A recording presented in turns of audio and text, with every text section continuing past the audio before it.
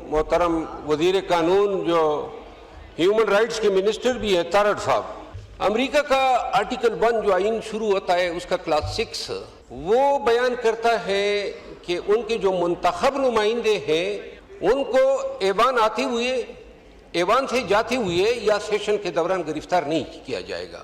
और हमारा article 66 sub article 1 हमारे आइन का वो प्रिविलेजेस देता है इस ऐवान को, इस ऐवान के मेंबर्स को। फिर एक जनाब तारड़ साहब, अगर आप थोड़ी सी गपशप से फारिग हो जाए। तारड़ साहब जनाब आपकी तवज्जो दरकार है। आर्टिकल 66 सब आर्टिकल 1 जो है वो प्रिविलेजेस देता है इस ऐवान के मेंबरान को, खसूसन जो यहाँ हम बात करते हैं वो प्रोसिक्यूशन से इम्यूनिटी मिलती है। जनाब चेयरमैन, दो बातें मोहतरम असद कैसर साहब ने कही।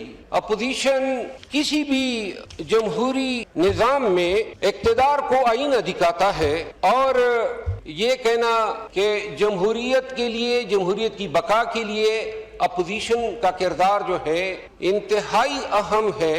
अब ऐसे दौर में जब सेनेट और कौमी असम्बली दोनों में हम अपोजिशन रहनुमाओं से महरूम हो गए हैं, मिनिस्टर ला अच्छी तरह जानते हैं कि 109 ताज़ीरात पाकिस्तान के तहत जरताज गुल को या उमर अयूब खान को या शिबली फराज साहब को सजा देना, और फिर अभी बहुत सारे मुकदमे, जिस तरह असद कैसर साहब में इनका वकील था, 9 मई के केसेस में ये 4 में भी मुल्ज़िम है, सवाबी में भी मुल्ज़िम है, इस्लामाबाद में भी मुल्ज़िम है, और वो फैसले अभी आने हैं। कहने का मकसद ये है कि इस तरह के फैसलों से जिनकी कोई फुटिंग नहीं है लॉ में, एक फैसला हुआ है पाकिस्तान की फौजदारी तारीख में जब 109 में सजा दी गई और सुप्रीम कोर्ट तक अपील रखी गई, वो थी मोहतरम मरहूम शहीद जुल्फ़िकार अली भुट्टो को जब सजा दी गई थी, और जिसको फिर सुप्रीम कोर्ट ने वापस लिया 50 साल के बाद। आज उसी 109 के तहत पूरे मुल्क में पाकिस्तान तहरीकी इंसाफ से वाबस्ता रहनुमाओं को जो है ऐसे जज साहिबानों को इस्तेमाल किया जा रहा है। और अब ये निज़ाम अदल पे